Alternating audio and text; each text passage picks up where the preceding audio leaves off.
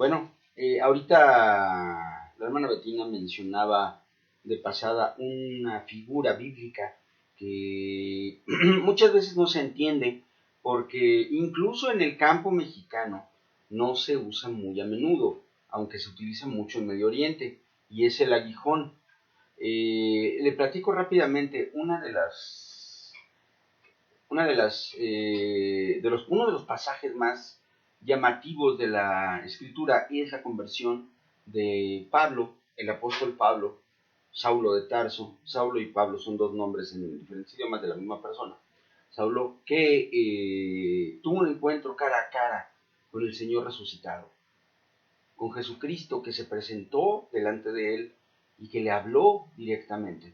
Y fue un acontecimiento glorioso, tan importante, que ganó en un instante el alma eterna de uno de los hombres que eran más furiosa y despiadadamente persecutores de la iglesia. Saulo de Tarso, un hombre que caminaba en dirección a destruir al cristianismo, plenamente convencido de que él estaba haciendo lo correcto, plenamente convencido de que estaba haciendo la obra de Dios, de que la obra de Dios era destruir a los herejes esos de la secta del tal Jesús. Y dice la palabra de Dios acerca de él, una palabra muy fuerte, la palabra que se utiliza en la Biblia para mencionar la descripción de lo que hacía Saulo, es traducida al español asolar, pero es la traducción de un término que en griego describe la forma en la que una jauría destroza a una persona o a una presa, una jauría, un montón de perros salvajes. Entonces, así era, dice la Biblia, que Saulo asolaba a la iglesia. Una cosa realmente aterradora, porque durante la descripción de su conversión, nosotros encontramos varias referencias a que la gente le tenía pánico, llegaba el nuevo hermano, Pablo, Saulo de Tarso, convertido al cristianismo, y los hermanos decían, no, yo ahí no voy, ¿dónde está? Ya donde está Pablo no me le acerco. Y se aventó 3 añitos bajo el discipulado de Ananías, ahí en Damasco, aprendiendo, siendo él purificado, siendo él reeducado, reformado en las cosas, en el amor y en el Espíritu de Dios. Después todavía se aventó 7 años más de discipulado con Bernabé, haciendo un viaje alrededor de todo el Asia Menor, yendo como discípulo de Bernabé, un evangelista ya de experiencia, que le enseñó muchas cosas y que en un momento dado fue quien desarrolló al Pablo que nosotros conocemos a través de sus epístolas, a través de la descripción que nos hace el libro de los Hechos, de los milagros, maravillas y señales que el Señor hizo en la vida de muchas personas a través de Pablo. Pero es muy interesante, y a esto voy, la figura que utiliza el Señor para describir la posición que Pablo tenía en el momento de su conversión. Le dice el Señor a Saulo, que estaba tirado en el piso, impactado profundamente por la presencia real de Jesús. Él le dice, Saulo, Saulo, ¿por qué me persigues? Y luego le dice una frase que a veces no entendemos. Dura cosa te es dar cosas contra el aguijón. Y yo le voy a decir que durante muchos años, desde mi niñez hasta bastante entradita mi juventud, yo trataba de imaginarme a una persona dándole de patadas al aguijón de una abeja o algo así. No había en mi mente una figura que le diera entendimiento al asunto. Y yo sí decía, bueno, sí ha de estar feo que pateas un panal y te piquen las abejas o algo así, ¿no? Porque la palabra aguijón a mí me traía a la mente el aguijón de una abeja o de una avispa. Era todo lo que podía imaginar, hasta que recibí la explicación de parte de alguien que conoce los usos y costumbres del campo semita, del campo de la región medio oriental. Y entonces entendí. La forma en la que los bueyes son entrenados para trabajar el campo es la siguiente. Usted amarra a un buey joven al lado de un buey viejo y experimentado. El buey joven está naturalmente deseoso de salir corriendo y de soltarse del yugo, no está acostumbrado a trabajar, así que se jalonea, no hace caso. El buey viejo sabe perfectamente que tiene que andar derechito, marcando los surcos durante un tiempo, a lo largo del día, que es su trabajo. Aunque después descanse, pero cuando él siente el yugo sobre la cerviz y siente el arado atado a los poderosos músculos de su espalda, el buey viejo empieza a caminar en línea recta. Pero el otro buey, entre otras cosas, lo que hace es que empieza a dar cosas, empieza a patalear, a patear para tratar de soltarse, trata de pegarle al buey viejo. Y le voy a decir, el arado tiene dos horquillas. Una horquilla, que es la horquilla del buey viejo, que es lisa, solamente sirve para sostener la mitad del arado donde va el buey viejo y permitirle arrastrar el arado. La otra, la horquilla del buey joven, es una horquilla modificada porque tiene una punta que está exactamente en dirección a donde está el otro buey, que es para evitar que lo patee y para evitar que patee el arado y que lo jalonee y que lo pueda romper, porque son muy fuertes. Esa punta de acero que está afilada lo suficiente como para que le dé un piquete al buey joven si patea, se llama aguijón. Entonces, dar coces contra el aguijón es lo que hace un buey joven que no sabe, que no entiende, que no tiene idea todavía de cuál es la misión que le corresponde, y que se pone a patear y se pica contra el aguijón, y eso hace que el buey deje de patear, a menos que sea extremadamente necio y rebelde, que es exactamente lo que le estaba diciendo el Señor Jesús a Pablo. Dura cosa te es dar de coces contra el aguijón. O sea, Pablo, por más que lees, por más que escuchas, por más que tienes en tus narices la evidencia de mi persona, le dice el Señor, sigues de rebelde. Tuve que venir personalmente a mirarte a la cara para que entendieras. Entonces, Pablo vio cuestionadas en tiempos mínimos, en cuestión de unos cuantos segundos, porque dice la palabra que no pasó más que un par de minutos o algo así, desde el momento en que él cayó a tierra, no sabemos si de un caballo, de una carreta, qué cosa, pero él iba viajando a Damasco, cayó a tierra y se convirtió y recibió al Señor Jesucristo en su corazón. Pasó muy poco tiempo. En ese lapso, Saulo tuvo que cuestionar uno de los aspectos más importantes de la identidad que tenemos como seres humanos, que era su lealtad. ¿Lealtad a qué? Lealtad a sus maestros. Lealtad a la secta a la que él pertenecía, que era tenida por una de las más importantes de Israel, porque el grupo de los fariseos era el grupo de los maestros de la ley, era el grupo de aquellos que sustentaban la enseñanza de la doctrina de la palabra de Dios, de la ley y los profetas, ante el pueblo de Dios. Y todos esos cuestionamientos que Saulo hacía a los cristianos de una manera fiera y despiadada en relación con la fe que se supone que deberían tener, y que según Saulo estaban traicionando al mirar a Jesús en lugar de seguir mirando a la tradición. Para Saulo en ese momento fue probablemente el peor y el más intenso combate, porque el combate físico o incluso el combate espiritual en contra de las huestes del enemigo, el combate que se hace probablemente en contra de otros hombres y mujeres, es un combate que no tiene tanto problema, aunque te cueste la vida, pero no es tan difícil definirlo. Lo que es difícil es pelear en contra de tu propio corazón. Cuando tu mente, tu corazón, tus ideas, tus costumbres, tus hábitos están alineados a favor de algo que de pronto la realidad de Dios te muestra que están mal, que no es la dirección correcta.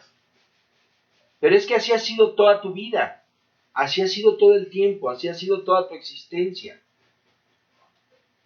Y de pronto todo se te voltea.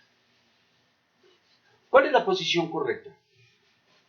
¿Cuál es la dirección que debes tomar? Nosotros a menudo nos encontramos con personas que escuchan la palabra de Dios, que escuchan el mensaje del Evangelio, que son confrontados con su propia vida, con su pecado, con su religiosidad o con su supuesto ateísmo o con sus ideas con respecto a la vida. Y esa confrontación es una confrontación durísima, durísima, porque es un cuestionamiento de todo lo que sabes, de todo lo que piensas y de todo lo que eres. Y de pronto te das cuenta, sin lugar a dudas, que el Evangelio de Jesucristo es una verdad absoluta e innegable si tienes una pizca de honestidad. Y sin embargo, a pesar de todo ello, hay muchas personas que al final deciden seguir adelante por el camino que iban, por un sentimiento de lealtad, por un sentimiento de no querer traicionar las enseñanzas de los padres, o de que no querer traicionar al grupo social que te ha apoyado tanto, o de no querer traicionar tus propios ideales, principios y valores y demás. El ejemplo más claro lo tenemos cuando el Señor, enseñando, predicando y compartiendo la palabra, recibió de pronto el cuestionamiento de un joven que llegó muy pagado de sí mismo, así como que muy, yo soy aquel. Y dice: Señor, ¿qué tengo que hacer para ser salvo? Y le dice el Señor: bueno, pues tienes que seguir la ley y los profetas. Ya lo he hecho todo desde mi juventud. Tienes que apegarte a los mandamientos del Señor. Todo lo he hecho toda la vida. Y he sido fiel. Y yo diezmo en el templo, yo ofrendo, yo hago todo lo que se supone que tengo que hacer. Y obedezco la ley y procuro no pecar todos los días. Y cuando el Señor le dijo a este joven, que por cierto era un joven rico, muy rico, tenía lana, le dice: ok, vende todo lo que tienes, junta el dinero, dáselo a los pobres y sígueme. Dice la palabra de Dios que este joven, al escuchar esto, se entristeció profundamente. Cheque este dato. No se indignó, no se burló, no buscó argumentos maravillosos y poderosos que contradijeran lo que Jesús le dijo. No, simplemente se entristeció profundamente y, dándose la media vuelta, se alejó de él. Y el Señor dijo algo que a veces nosotros proyectamos estrictamente en relación con el dinero, aunque Él estaba hablando de dinero, pero había cosas más profundas. Cuando dijo: qué difícil es que un rico entre al reino de los cielos. Es más fácil que un camello pase por una puerta que ha sido construida estrictamente para que no pasen los camellos, porque eso es la aguja a la que se refiere el Señor. Eran puertas en la muralla de Jerusalén que tenían esta forma, una forma así como de pino, de tal manera que un camello, que es más bien angosto en las patas y bastante ancho en el cuerpo, no pudiera pasar. Las personas podían entrar y salir. Los camellos no, porque los camellos eran los bestias de carga que eran utilizadas para llevar las cosas que se vendían y se compraban, y pues se supone que para entrar a la ciudad tenían que pagar un impuesto. Así que de esa forma se evitaba que entraran los animales de carga con la mercancía durante la noche y que pasaran de día en la puerta en donde tenía que pagar el impuesto correspondiente el comerciante. Para que un camello pudiera pasar por una aguja, no era imposible, pero necesitaba un entrenamiento muy especial. El camello tenía que aprender a postrarse, arrastrarse sobre sus rodillas, los camellos tienen rodillas, arrastrarse sobre sus rodillas, y así, postrado, con la cabeza baja, agachado, lo más chiquito que se pudiera hacer, arrastrarse para pasar por la aguja. Es un símil que asemeja profundamente la actitud que muchas veces nosotros tendríamos que tomar para poder acercarnos al Señor y acercarnos al reino de los cielos. Pero qué difícil es, decía el Señor, para un rico. Sin embargo, la riqueza no es una cuestión de tener dinero, porque nosotros encontramos numerosos ejemplos de hombres y mujeres de mucha capacidad económica. Tenemos gente a lo largo de los evangelios, a lo largo del libro de los Hechos, personas del tiempo bíblico que era revelado que eran muy ricos y que no tuvieron ningún problema. El problema no era de ninguna manera el dinero, sino el amor al dinero, el amor a la posición, el amor al reconocimiento social, el amor a aquellas cosas con las cuales nosotros nos hemos comprometido y tenemos un lazo de lealtad y que muchas veces incluso representan la religión y la iglesia y las cosas que nosotros creemos que son buenas porque nos las enseñaron nuestros padres o porque es donde hemos estado y donde nos recibieron y nos tratan bien y nos dan un lugar y tenemos una posición, y todas esas cosas muchas veces desvían nuestra atención, desvían nuestro corazón y permiten la entrada del pecado a nuestra alma, porque ninguna de ellas es Jesucristo mismo. Y esto me incluye a mí, yo le hablo como pastor de la iglesia. Yo mismo no soy miembro del grupo que gobierna el universo. El grupo que gobierna el universo es Dios, que en tres personas, Padre, Hijo y Espíritu Santo, y nadie más. Y a nadie más le debemos lealtad, y a nadie más le debemos la consideración incondicional de que le vamos a seguir. Yo soy alguien a quien conviene seguir siempre y cuando yo siga a Cristo. Si yo dejo de seguir a Cristo, lo mejor que puede usted hacer es alejarse de mí. Si mi lealtad es hacia la religión o hacia una institución, aunque sea la iglesia, si mi lealtad es hacia un hombre o mi lealtad es hacia una posición o un estatus, cualquier cosa que no sea Jesucristo, yo estoy en pecado. Y si usted camina en pos de mí y sabe usted que yo no voy en pos de Cristo, usted está participando de ese pecado. Y esto, amados hermanos, es algo que forma parte de la vida cotidiana de todos los seres humanos. Saulo de Tarso, en el pasaje que nos ocupa y del que estábamos hablando, en ese momento tuvo que cuestionar no solamente su posición social y su posición religiosa, sino también su concepto mismo de lo que era Dios, la comunión con Dios y su relación con Dios. Y en unos cuantos segundos, probablemente un minuto o dos, levantó los ojos y convertido, transformado, nacido de nuevo, las primeras palabras que salieron de los labios de Saulo fueron: Señor, ¿qué quieres que yo haga? Una conversión radical y absoluta. Recordamos a Pedro, ¿verdad? El gran Pedro, el gran pastor, porque Saulo nunca fue pastor. Él era líder de célula, un gran líder de célula, y además apóstol. Pero el gran pastor que fue Pedro, que pastoreó la iglesia de Jerusalén hasta el día de su muerte y que llegó a tener miles de congregantes, ese Pedro, cuando fue cuestionado en relación con el caminar con Cristo, no dijo: sí, Señor, ¿qué quieres que haga? Dijo: déjame que pues mi papá muera, vamos a esperar a que pase el tiempo para que él muera y que yo pueda sepultar a mi padre, y entonces te voy a seguir. ¿Usted cree que lo que dijo Pedro era malo? No era malo. No solamente es una tradición, sino que además es bueno y santo el hecho de que tú cuides a tus padres y los honres y los procures hasta el día en que partan. Eso es lo que nos corresponde a los hijos. El Señor Jesús no le dijo: ¿sabes qué? Olvida a tu padre, déjalo para siempre y pues hay que se muera de hambre. Porque en realidad el Señor Jesucristo y sus apóstoles nunca se alejaron demasiado del lugar donde vivían. El territorio que cubrió el ministerio de Jesús es un territorio similar al que cubre la Ciudad de México con sus municipios conurbados. Es decir, a unos cuantos días a pie, cuando mucho, 2 o 3 días a pie, a donde fueras.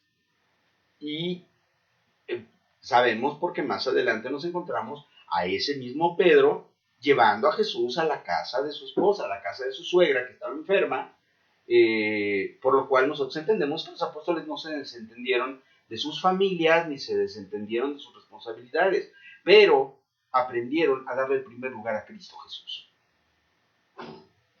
Y su lealtad no dejó de ser una lealtad religiosa o una lealtad basada en la amistad o una lealtad basada en los compromisos morales. Es una lealtad basada en la absoluta, incomparable presencia de Dios en sus vidas. Algo que transformó todos sus principios y todos sus valores. Lo único que puede transformar los principios de un ser humano es Dios. Y los principios divinos implantados en el corazón de los apóstoles y de los discípulos que siguieron a Jesús fielmente y que hasta el día de hoy siguen a Jesucristo fielmente, todos esos elementos que fueron sembrados en su corazón son la única razón de nuestra lealtad. Hoy vivimos tiempos de desafío a esa lealtad, tiempos de desafío que están relacionados con la situación que estamos pasando, la pandemia, las cuarentenas, los cambios que se han gestado en nuestras relaciones como iglesia, porque simplemente esto que estamos haciendo usted y yo hoy, esta comunicación que estamos teniendo a través de las redes sociales, es algo que antes no había o casi no había, o eran alternativas. Ahorita nosotros sabemos que en muchos casos es prácticamente la única forma que tenemos de mantener una relación regular con el Señor. Y le doy la gloria a Dios porque nos permite a nosotros ser parte de esto. Pero todo esto nos ha llevado a dispersar nuestra mente y nuestro corazón en relación con a quién debemos seguir, de quién somos, a qué línea, digamos, de la iglesia pertenecemos. Y de repente decimos, bueno, no, es que yo realmente le soy fiel a Dios y pues no importa que me meta a una transmisión y a otra, y pues antes yo iba a mi iglesia en donde yo me congregaba, pero pues como ahora me queda muy lejos y con eso de la pandemia, pues hay una que me queda más cerquita, y en fin, un montón de decisiones que se ha tomado la iglesia a lo largo, alrededor del mundo en función de las cosas que están sucediendo, y a veces no entendemos que esto no se trata ni de la comodidad, ni tampoco siquiera se trata de la relación que nosotros tenemos con una iglesia local o con un ministerio específico o con una función que hemos cumplido. Es una cuestión de qué es lo que Dios quiere de tu vida, porque Él es aquel a quien tienes que ser leal. Si el Señor te ha dicho, por ejemplo, tu iglesia es la iglesia del Señor en Mérida, el asunto no es conmigo que soy el pastor. El asunto no es con la dirección de la cobertura. El asunto es con Cristo. Porque es Cristo quien te dijo, ahí ese es tu lugar. Y aquí yo quiero que estés ahí. Y yo hoy te pregunto a ti que me escuchas en este medio, ¿cuál es la lealtad que el Señor sembró en tu corazón? ¿Dónde tienes que estar? ¿A dónde te tienes que dirigir? ¿Cuál es el trabajo que tienes que realizar en tu vida? ¿Fuiste llamado a predicar la palabra? ¿Fuiste llamado a cuidar a los niños? ¿Fuiste llamado a mantener limpia la casa de oración? Barriendo, trapeando, lavando baños. ¿Fuiste llamado a orar por los demás? ¿Fuiste llamado a enseñar? ¿Fuiste llamado a ser soporte económico de la obra de Dios? ¿Fuiste llamado a ser el brazo derecho de un siervo de Dios? ¿Qué fue lo que Dios te dijo? No es lo que tú piensas o lo que tú crees o lo que tú sientes. ¿Qué fue lo que Dios te mandó? Esa debe ser tu lealtad. Y aún en los momentos más difíciles en los que hay iglesias que han cerrado y hay iglesias que se han transformado y que han cambiado de cabeza y de autoridad, aún en estos momentos tan complicados de la vida, yo creo firmemente con todo mi corazón que el ejemplo que Dios nos muestra en la Escritura es claro en relación con nuestra lealtad. Nuestra lealtad es para Jesucristo. Amén. Y Jesucristo se mueve, a su vez, a través de autoridades delegadas, no impuestas ni autoproclamadas, sino delegadas por Dios. ¿Cuál es la autoridad que Dios delegó sobre ti?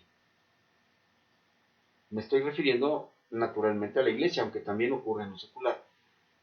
¿Cuál es la autoridad que Dios estableció sobre ti? ¿A qué iglesia perteneces? ¿Quién es tu pastor? ¿Dónde fuiste llamado a servir a Dios? ¿Cuál es el ministerio que Dios te dio? que no quieres hacerlo porque dices, ay, no, es que yo ya tengo flojera, es que ya estoy cansado, es que no tengo tiempo, es que tengo mucho trabajo, es que no descanso en toda la semana y necesito dormir el día del servicio casualmente. Tienes dos opciones. Puedes caminar en la gloria con Cristo, ascender a las nubes y descender de las nubes con Cristo y gobernar juntamente con Él. O puedes ver pasar la gloria de Dios. Tú escoges. La lealtad genera acción. Y la acción, si está dirigida por Dios, es una acción que bendice a ti, bendice a tu casa, bendice a tus hijos, bendice a tus padres, a tus hermanos y a todas las personas que tienen contacto contigo, porque tú eres benigno en el nombre de Jesús. Es parte del fruto del Espíritu. Y si tú apagas al Espíritu Santo, pretendiendo que tienes otras lealtades que te son más importantes que Dios, entonces eso es lo que va a pasar, que te vas a sentar a ver pasar la gloria y a ver pasar a los que arrebataron la bendición.